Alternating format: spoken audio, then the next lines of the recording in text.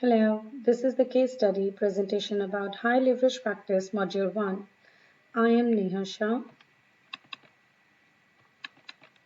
I am currently working as Dalal graduate trainee and a teacher assistant in GEMS Founder School, Al Mazhar, Dubai with Key Stage 2. The total number of students is 26, 13 boys, 13 girls, including 7 Emiratis. The school follows the national curriculum for England. The school mission statement is to put quality education within the reach of every child. The three HLPs I looked at is HLP 7, specifying and reinforcing productive student behavior, HLP 8, implementing organization routines, HLP 10, building respectful relationship with students. HLP 7, specifying and reinforcing productive student behavior. It is very important to HLP. Behavior management is most challenging aspect in any class. If the teacher is spending a lot of time struggling with behavior issues in the class, it means the learners are missing actual learning time. The purpose of behavior management is to create a positive and mindful behavior which can develop good relationship between teachers and children. Positive reinforcement can be used in the class to change the student behavior. Reinforcement can include rewards, stickers, praise, special treat, extra time for playing. Timing of these awards are very important to influence others to show positive behavior. We need to understand the reason of particular child behavior, and here we need the use of Maslow hierarchy of needs. Positive reinforcement is an aspect of construct of operant conditioning that was developed by B.F. Skinner. Reinforcement can strengthen the response and increase positive behavior. By reinforcement, the positive behavior, it is most likely the child will perform the same behavior in future. Teachers can use praise, rewards when they want to change the behavior of a challenging student. The theories I came across while working on this HLP is Skinner's operant conditioning, where the behavior management done through awards and punishment. Glass's choice theory, where teacher give the choice to the student and they can decide the right choice. It can also help the student for decision making in their life. Maslow hierarchy of needs, in which we get to know the reason of certain behavior. Bandura vicarious reinforcement, in which we repeat a behavior for which others are rewarded. The UAE teaching standard, which is linked to HLP 7, is establish communication and collaboration, be accountable for and to learners, promote positive learning environments, reflect on own practice. Approaches for reinforcing productive student behavior. Explain the student clear expectation from day one, which is our HLPs 5 and 7. Building respectful relationship, HLP 10, can also help students to perform positively in the class with peers and teachers. Teachers must listen to the students, enabling to build their trust. As per Maslow hierarchy of need, we need to know the reason of certain behavior, and teachers can take the help from inclusion team in their school. Inclusion team and teachers can work together to help the children and can plan learning accordingly. As per Skinner's reward, can reinforce the productive behavior. It could be stickers, certificates, wow moment, reader of the week, candies, or a high five, or shout out the name in front of the class. Every school follows some behavior management policy which promote positive behavior and work on negative behavior. For reinforcing positive behavior, rewards can be given. To work on negative behavior, teachers use choice theory by giving them choices or thinking time. As per ABC approach, teachers make sure child understand every action has consequence which they have to face in order to work on their behavior. Conclusion: reinforcement has an important role in operant conditioning. It is an effective tool to inspire appropriate behaviors and discourage inappropriate. Applying and emphasizing the class rules will help the teachers to create the positive environment because children know the difference between acceptable behavior and unacceptable behavior. Keep reinforcing the positive behavior by applying different theories in the classroom according to the children's behavior. My second HLP is HLP 8, Implementing Organization Routines. The term routines and schedules work hand to hand. Schedule represents the bigger picture, main activities to be completed daily. Routines represent the steps done to complete the schedule. Teachers should introduce the routines at very first day and keep practicing till the children start following the same without instruction. Routines sometimes can be changed due to fire drill or field trips. Routines help teachers to save more classroom time, which they can use in learning time. Once the routines are set, there are less chance of behavior issues and children knows the expectations.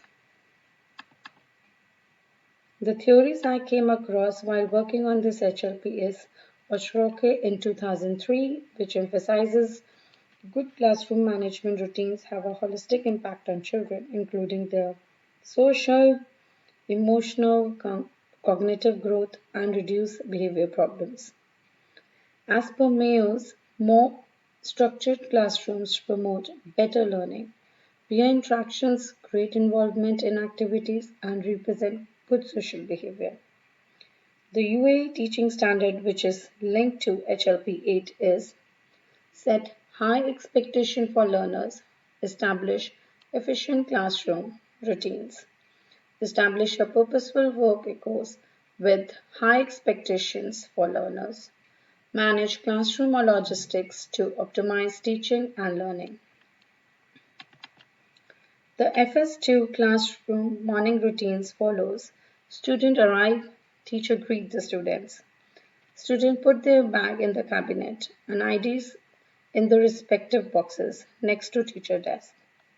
Then students take a book from reading corner and go back to their respective seats on the carpet and start reading till the rest of the class arrive.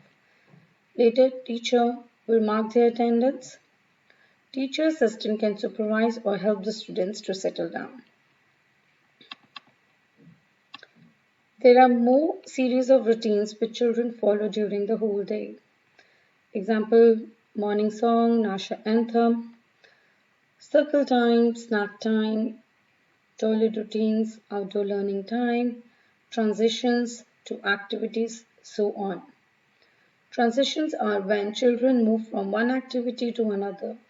To help children during the transition time, teachers use the different ways to make it easy and interesting for the children by using tidy up songs or any other music instrument.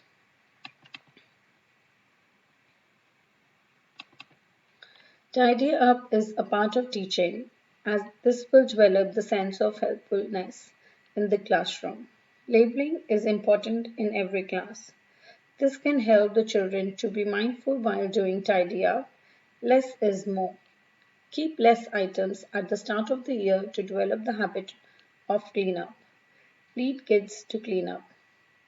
I feel routines are more important because they are repetitive and children will learn the pattern of routine. Slowly they will start predicting what will be the next step, which will make them more confident and secured. Conclusion: classrooms with constant schedules and routine facilitate children understanding of learning, environment, expectations.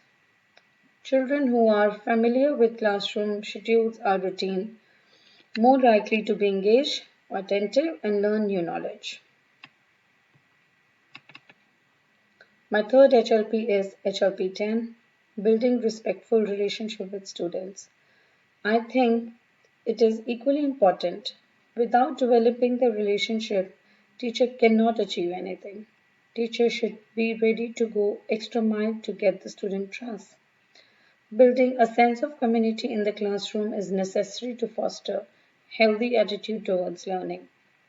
Children who have better connection or strong understanding with teacher have more confidence and good involvement in school settings.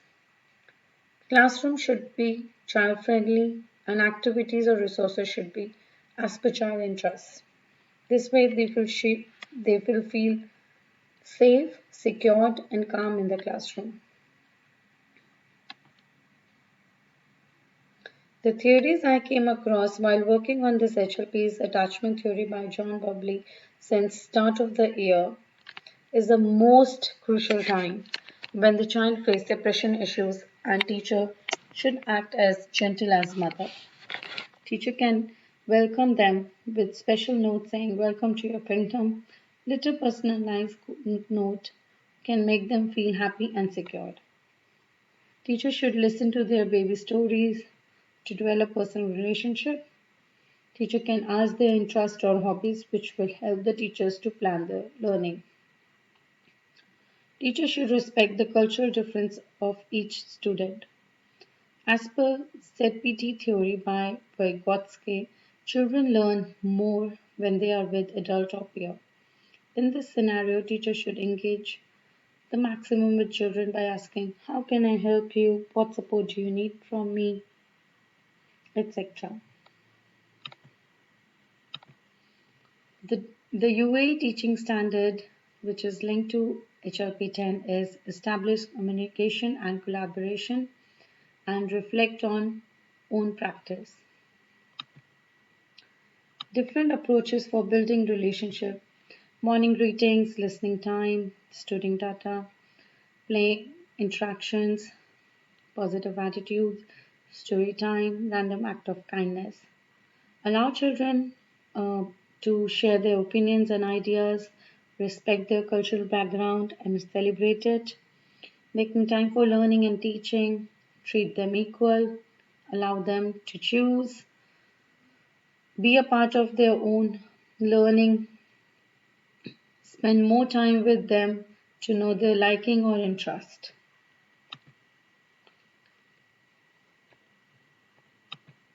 Encourage the student to show empathy in the class and be kind to everyone. Develop a feeling of being grateful in your students. Example, teacher can ask how you feel when you're being kind to your friends. What is the one thing you like the most in your class today? Conclusion. I will end this presentation by saying a quote written by Aristotle: educating the mind without educating the heart is no education. Positive relationship is very important in everyone's life. Encourage the children to relate to others and resolve their own conflicts. Thank you for watching. Have a nice day.